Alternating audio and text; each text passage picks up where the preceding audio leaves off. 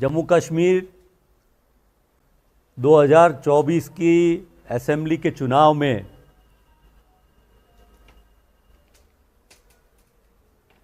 Bharatiya Janata party के बड़े बड़े दिग्गज नेता अभी बारी बारी बहुत आने लगे। जम्मू कश्मीर की जनता नॉर्मल दौरे पर भी चाहती थी कि केंद्र के सरकार के ये नेता जम्मू कश्मीर में आए, जम्मू कश्मीर की जनता को मिले, इनके दुख दर्द समझे सुने और उनके बारे में सोच करके केंद्र सरकार से उनको मदद करने की कोशिश करें। अभी थोड़े ही वक्त पहले केंद्र का बजट गया और स्टेटों को स्पेशल लाभान्वित किया गया, लेकिन जिसके बारे में भाजपा एनडीए की सरकार बड़े जोरों से कैंपेन कर रही है। प्रधानमंत्री आके गए डोडा में, अभी इनके होम मिनिस्टर यहाँ आए हुए, पिछले चुनाव में भी defence minister Rajnath Singh, UP के चीफ मिनिस्टर, बहुत सारे नेता जम्मू कश्मीर में आते जाते रहे हैं। पर इस असेंबली का चुनाव, हालांकि भारतीय जनता पार्टी ने जिस तरह से 2019 में एलजी को लगाया, यहाँ से स्टेटहुड ख़त्म किया, पूरे देश में यूनियन टेरिटरी में से स्टेटहुड दिया जाता है, पर यहाँ ख़त्म किया, एलजी लगाए और बहुत पावर दिए। पूरे देश में सबसे ज़्यादा पावरफुल एलजी ये जम्मू कश्मीर के हैं। अब आज की मेरी बात आप सबको ये कहने की है कि मुझे बड़ा ताज्जुब हुआ, न कोई स्पेशल पैकेज मिला, न पार्लियामेंट के दरमियान जम्मू में जब ये बीजेपी के नेता आए, उनके एक नेता को पीएमओ में मिनिस्टर भी बनाया गया है और जम्मू कश्मीर का स्टेटस पूरा देश जानता है, पूरी दुनिया जानती है। और कांग्रेस के लिए जम्मू कश्मीर ये कह सकते हैं कि भारत का मुकुट है। अभी जो बातें, बड़ी लंबी बात नहीं करनी है मुझे, तो कुछ मुद्दों पर आपसे चर्चा बातचीत करनी है। तो जो कह के गए प्रधानमंत्री जी, उसके बारे में मैंने जम्मू में बात की थी, पर जो होम मिनिस्टर प्रधानमंत्री के राइट हैंड है, सरकारी भी और राजनीतिक भी, उनकी स्ट्रेटेजियां कहाँ, कौन से स्टेट में क्या करना है, तो उन्होंने जो बातें रखी, कुछ बातों पर आपका ध्यान दोहराना चाहता हूं। एक तो उन्होंने कहा अनएम्प्लॉयमेंट के बारे में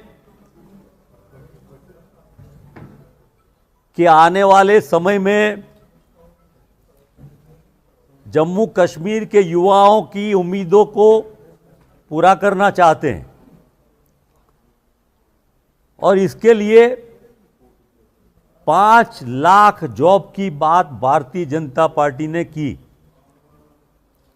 वैसे तो पार्लियामेंट के चुनाव में भी उन्होंने 2 करोड़ नौकरियां एक साल में देने की बात कही थी। हालांकि 2 करोड़ की बात तो बहुत दूर, 20 लाख नौकरियां तो नहीं मिली, पर हजारों नौकरियां लोगों की, युवाओं की चली गई। चाहे वो अभी भी बैंकिंग में से बहुत सारे युवाओं को खारिज किया गया, इंडस्ट्रीज से खारिज किया गया, सर्विस सेक्टर से खारिज किया गया।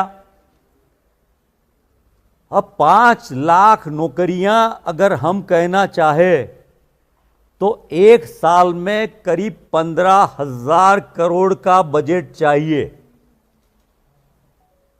अब कल को जब चुनाव खत्म हो जाएगा और वो हार जाएंगे, बुरी तरह से पिट जाएंगे, फिर आप उनको पूछेंगे तो ये कहेंगे ये तो जुमला था, जुमलों के बड़े मास्टर हैं ये। पर जम्मू कश्मीर का युवा जिसकी बड़ी उम्मीदें हैं, और मैंने यहाँ आके जो जम्मू कश्मीर के लोगों में देखा, बड़े प्यारे लोग हैं, इनकी धीरज, ऐसा कहते हैं ना, सब्र पर मुझे बड़ा सम्मान होता है कि कितने साल उन्होंने सहन करते करते ये वक्त गुजार दिया। और एक ऐसा लीडर जो जम्मू कश्मीर में आया भारत जोड़ो में, जिसको डराने की कोशिश की इन लोगों ने, भारतीय जनता पार्टी ने, किसी से डरे नहीं। और जिस तरह से भारत जोड़ो में आए, उसके बाद उन्होंने पूरे हमारे कांग्रेस के लीडरान, हमारे युवा, उनको गाइड किया, और उसके साथ युवाओं को जॉब के बारे में उन्होंने बहुत सारी बातें की। आज परिस्थिति ये हुई कि युवाओं के पास जॉब नहीं है, हालात खराब है, ड्रग्स काफ़ी फैला हुआ है, और उसमें बड़ी तादाद में हमारे युवा, जो पार्लियामेंट्री कमेटी उसने रिकॉर्ड दिया कि करीब 13.5 लाख ड्रग एडिक्ट हो गए हैं, और उसमें भी 1,70,000 माइनर है। ये बड़े दुख की बात है। हमारे गुजरात में भी कंडला में लाख लाख करोड़ रुपए के ड्रग पाए गए। बड़े वादे किए उन्होंने युवाओं की उम्मीदों को ले जाने के लिए। न जॉब मिला है, न काम मिला है, और उसमें कांग्रेस पार्टी ने जो वादा किया है कि हमारी जो सरकारी नौकरियां बाकी है वो भरने का काम सरकार हमारी बनते ही जल्द से जल्द करने वाले हैं। और जब नौकरियों के लिए उनकी एग्ज़ाम हो, इंटरव्यू हो, जो भी, तो 1 साल के लिए ही उसको पैसा भरना है, बाकी पैसा भरना नहीं है। 3500 रुपया पर मंथ उसको देंगे। उसके साथ साथ भारतीय जनता पार्टी ने खास करके टेररिज्म के बारे में बहुत कहा।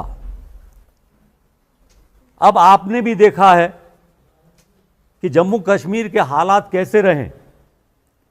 अभी भी थोड़े 2 दिन पहले ही जब प्रधानमंत्री आए थे, उसके अगले दिन ही हमारे 2 युवान शहीद हो गए, जवान 2 घायल हो गए। अब पता नहीं बॉर्डर पर बाकी जगहों पर क्या हालात है। तब एक तरफ से आपने स्टेटहुड हटा के यूटी इसलिए ले आए कि आप मिलिटेंसी, नॉर्मलसी करना, उसको ख़त्म करके नॉर्मल करना चाहते थे। इतना लंबा समय जाने के बाद भी अभी वही बात आप करते हैं। पर सुप्रीम कोर्ट के डायरेक्टिव पर अगर आपने सचमुच स्टेटहुड ला दिया होता, चुनाव तो करना ही पड़ा, करना ही पड़ना था, पर बीच में ये भी लगा कि कुछ एक्टिविटी की वजह से चुनाव को डिफर भी किया जाए। पर उनकी सरकार, बैसाखी की सरकार आई, पूर्ण बहुमत नहीं मिला, इसलिए वो उनको ये भी कहा करना पड़ा कि अब चुनाव तो करना ही पड़ेगा। भारतीय जनता पार्टी जब रूल करती है तो हम देखते हैं कि अंग्रेजों को याद करते हैं। अंग्रेज क्या करते थे तो कि डिवाइड एंड रूल करते थे, ये भी डिवाइड एंड रूल करते हैं, और इसलिए ये यहाँ वही नीति अपनाते हैं। जम्मू कश्मीर में एलजी के रूल को लाके पूरा एक्सप्लॉयटेशन का काम करते हैं। यहाँ की ज़मीन, यहाँ का पानी, यहाँ की बिजली, यहाँ के माइनिंग, यहाँ के रिसोर्सेज, उसको वो एक्सप्लॉइट करना चाहते हैं। और इसीलिए चाहे चुनाव में उनको पता है कि उनकी सरकार नहीं आएगी, पर एलजी को इतने सारे पावर दे दिए हैं कि जो सरकार आएगी उसको भी दबा के एलजी अपना काम भारतीय जनता पार्टी के लिए करेगा। मुख्य मुद्दों पर से लोगों को गुमराह करने का काम ये भारतीय जनता पार्टी के सभी नेता, प्रधानमंत्री से लेके, होम मिनिस्टर से लेके, उनके डिफेंस मिनिस्टर से लेके, उनके चीफ मिनिस्टर से लेके, सभी लोग करते हैं। महंगाई की बात करें तो महंगाई बढ़ती ही जा रही है, उसके बारे में कोई बोलता ही नहीं है। और महंगाई का फायदा किसको मिलता है? गरीब और मध्यम वर्ग तो पिसा जाता है, लेकिन उसका जो महंगाई का फायदा कौन ले जाता है? तो बड़े लोग ले जाते हैं, बड़े व्यापारी, बड़े इंडस्ट्रियलिस्ट। और उसमें एक ही नाम सबसे बड़ा आता है कि अदानी, किसी भी चीज़ में देखा जाए तो, क्योंकि वो महंगाई कम करना ही नहीं चाहते, इन्फ्लेशन को घटाना ही नहीं चाहते। इन्फ्लेशन बढ़ता है तो फायदा किसका होता है? वही बड़े लोगों का होता है, और सभी कमोडिटी का। इसलिए उन लोगों को, अभी आपने देखा होगा कि महाराष्ट्र में पावर प्रोजेक्ट का अलॉटमेंट हुआ, उसमें इधर उधर करके भी अदानी जी को 6,800 करोड़ का पावर प्रोजेक्ट मिला। तो ये एक्सप्लॉयटेशन का काम उनको सरकार इसलिए चलानी है कि जम्मू कश्मीर को एक्सप्लॉइट करना है। और यहाँ वो आरोप लगाते हैं कांग्रेस पार्टी पर कि कांग्रेस पार्टी डिवाइड करना चाहती है। कांग्रेस ने हमेशा जोड़ने का काम किया है। उन्होंने ये कहा है कि टेररिज्म कांग्रेस आते बढ़ेगा, कांग्रेस की वजह से वायलेंस बढ़ेगा। अरे भाई, आपने देखा होगा कि राहुल जी अकेले चल के यहाँ पैदल आए और उन्होंने नफरत के बदले मोहब्बत की, नफरत छोड़ो भारत जोड़ो, मोहब्बत की दुकान की बात की। वही बात है, स्टेटहुड लाओ और मोहब्बत से रहो। यही सॉल्यूशन है जम्मू कश्मीर में शांति का, अमन का, भाईचारे का, नॉर्मलसी का और बहाल करने का। और उसके साथ साथ एक डायरेक्टिव, एक प्रोजेक्शन, हमारे मैनिफेस्टो जो कल रिलीज़ हुआ, आपने कल देखा, उसमें पूरी बातों को, पहले तो मीडिया को ये लगा कि हमारा मैनिफेस्टो क्यों लेट आया, इसलिए कि उनकी तरह वो क्या कहते हैं, छोड़ते हैं जुमले। हम जुमले के बजाय जो कहते हैं सो करते हैं। इसलिए हमारी पार्टी, हमारे नेता राहुल जी, हमारे कांग्रेस प्रेसिडेंट ने हर चीज़ को छानबीन कर ये मैनिफेस्टो के बारे में सोचा, उसके बारे में बात की। हमारी 7 गारंटियाँ भी दी गई। ये तो वही पार्टियां हैं, बात करती है टेररिज्म की दूसरी, पर पूरे देश में उनके बारे में जो कहा जाता है कि ये त्रिशूल और तलवार देने वाले लोग, लोगों को लड़ाने वाले लोग हैं। और उन्होंने कहा कि विलेज डिफेंस गार्ड को वो एकदम नए वेपन्स देंगे। अरे भाई, वेपन्स देने के बदलाए शांति, नॉर्मल सी करो, प्यार मोहब्बत का माहौल करो। जो राहुल जी ने कहा है, मोहब्बत की दुकान खोलो, तो ये मसले अपने आप हल हो जाएंगे। ये मसलों हल करने के लिए ये काम करना चाहिए और उसके लिए स्टेटहुड एक ही सॉल्यूशन है। ये सरकार अगर चाहती तो अभी भी स्टेटहुड सुप्रीम कोर्ट के डायरेक्टिव पर कब का वो कर देती, पर ये कंटिन्यू करना चाहते हैं एलजी को आने वाले लंबे समय को, जिससे वो अपनी मनमानी कर सके। ये कहते हैं कि स्टेटहुड आ जाएगा तो यहाँ के पावर जो जनरेट होता है हाइड्रोलिक पावर, उसका निर्णय करने में यहाँ की जनता जो पहले तय किया गया था, प्राइम मिनिस्टर ने भी वचन दिया था, उन वचनों पर काम किया जाएगा कि स्टेट को उसका शेयर मिलेगा। और जैसे दूसरे स्टेटों में जो 7 सिस्टर है, नॉर्थ ईस्ट में है, हिमाचल में है, उसी तरह से यहाँ फ़ायदा होगा। पर ये इन बातों को नहीं रखते हुए प्राइवेट सेक्टर में ले जाना चाहते हैं। मैं पावर में था, एक जनरेशन होता है, एक ट्रांसमिशन होता है, एक डिस्ट्रीब्यूशन होता है। तो जनरेशन मान लीजिए कि मेजॉरिटी होता था वो स्टेट या सेंटर करती थी, ट्रांसमिशन सेंटर करती थी, और डिस्ट्रीब्यूशन में भी स्टेट खुद करती थी। अब इन लोगों ने, भारतीय जनता पार्टी वाले ने, डिस्ट्रीब्यूशन को वो प्राइवेट सेक्टर में ले जाके अपना प्रॉफिट लगा के जनता पर बिजली के बिल बड़े आने की बात उन्होंने की है। इस बात को कांग्रेस गौर से देख रही है, रिव्यू करेगी, जिससे जनता को ये बड़े बड़े बिल नहीं देने पड़ेंगे। ये भारतीय जनता पार्टी की बात करें, हमारे गुजरात में इन्होंने जैसे यहाँ स्मार्ट मीटर लगाए, ऐसे स्मार्ट मीटर लगाने की बात की थी, लेकिन हमारे बड़ौदा, सूरत में लोगों ने बड़ा विरोध किया, जोर का विरोध किया। उसी की वजह से उन्होंने उसको स्थगित कर दिया, सस्पेंड कर दिया। पर यहाँ उनका कोई मिनिस्टर, उनका कोई नेता स्मार्ट मीटर के बारे में कोई बात नहीं करता है। वो बातें इधर उधर की करते हैं। जनता की भलाई, उनका डेवलपमेंट, उनका ग्रोथ, उनका एजुकेशन, उनकी हेल्थ, उनकी आमदनी, उनकी बेरोजगारी, उनके बारे में वो कतई चर्चा नहीं करते, क्योंकि वो दिशा बदल के अपना फ़ायदा कैसे एक्सप्लॉइट करना, वो उसी काम को करते रहते हैं। इनका काम लोगों को डराने का है, और डराने के लिए डरा डरा के काम करना है। ऐसा माहौल खड़ा करे कि लोग खुल के न बोले, न बाहर आए, न कुछ काम कर सके। जम्मू कश्मीर को वो अलग समझते हैं। कांग्रेस के लिए जम्मू और कश्मीर एक है, साथ है, और हम दोनों को साथ रखना चाहते हैं, रहेगा, और इसके लिए कटिबद्ध है। कश्मीर का टूरिज़्म पूरे देश और दुनिया में मशहूर है, पूरे दुनिया भर के लोग यहाँ आते हैं। जम्मू का लॉजिस्टिक, वहाँ का वैष्णो देवी, अमरनाथ, वहाँ माइनिंग, वहाँ का रिसोर्सेज, ये मिल के जम्मू कश्मीर बनता है। हम जम्मू कश्मीर को जोड़ के रखेंगे, और जम्मू कश्मीर मिल के, साथ मिल के अपना विकास, अपनी प्रगति, अपना शांति, अपना अमन करते रहेंगे। अभी उन्होंने जो वादे किए, उसमें उन्होंने कहा कि महिलाओं को वो 2 सिलेंडर देंगे।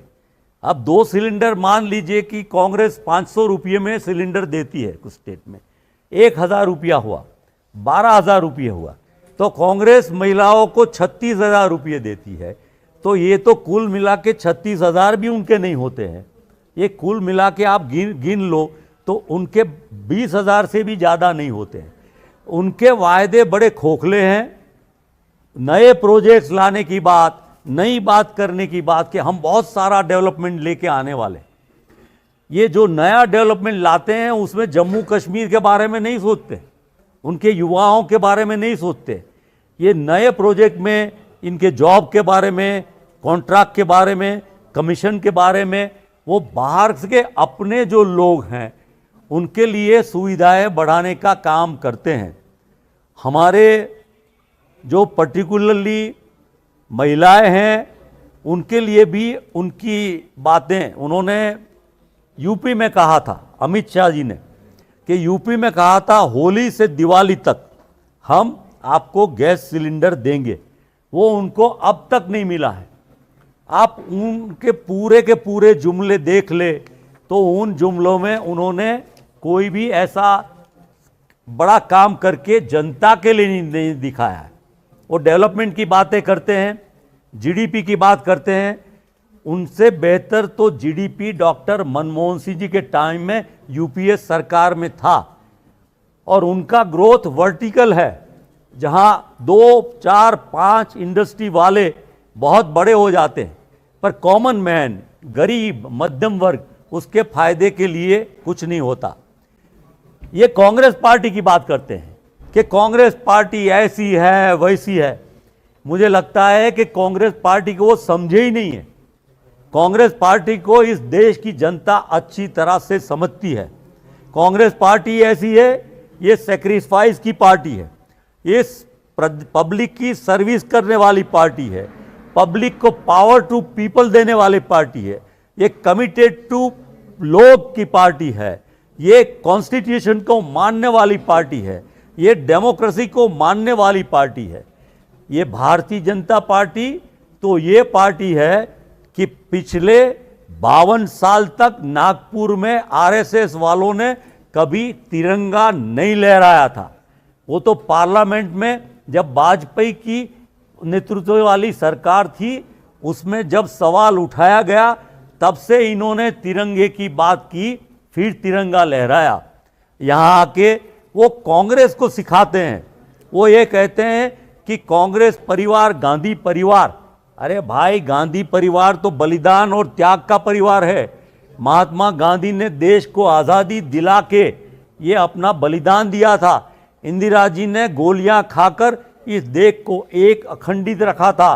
राजीव गांधी ने अपने आप को शहीद बना के देश को एक रखा था, और इस देश को आगे बढ़ाने में, आगे ले जाने में देश के सब लोगों को, सब फूलों का यूनिटी इन डाइवर्सिटी करने का काम राजीव गांधी ने किया था। राहुल, अभी पप्पा आराम से पूछिए, आपको पूरा टाइम देगा। तो बहुत सारी जगह तो पार्लियामेंट में आए तो ये करना पड़ा। अभी बहुत सारी बातें हमारी ये हैं कि हम युवाओं के लिए, वैकेंट पोस्टों के लिए काफ़ी काम करेंगे।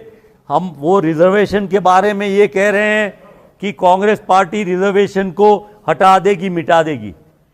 ये देश में आज़ादी भी कांग्रेस ने दिलाई, कॉन्स्टिट्यूशन बनाया, बाबा साहब आम्बेडकर को हमारा संविधान बनाने का काम दिया, जहां रिजर्वेशन दिया गया, और आज भी हम कटिबद्ध है उन वीकर सेक्शन के लिए जहां हम देते हैं रिजर्वेशन। और यही लोग हैं आरएसएस वाले जिन्होंने कहा था कॉन्स्टिट्यूशन को उठा के फेंक दो दरिया में, और रिजर्वेशन को ख़त्म करने की बात करते थे। तो ऐसे लोगों के बारे में आपको सबको सोचना चाहिए। और मुझे लगता है कि जो प्रश्न उन्होंने बताए उसके बारे में अगर आपको कुछ पूछना हो तो बता सकते हैं।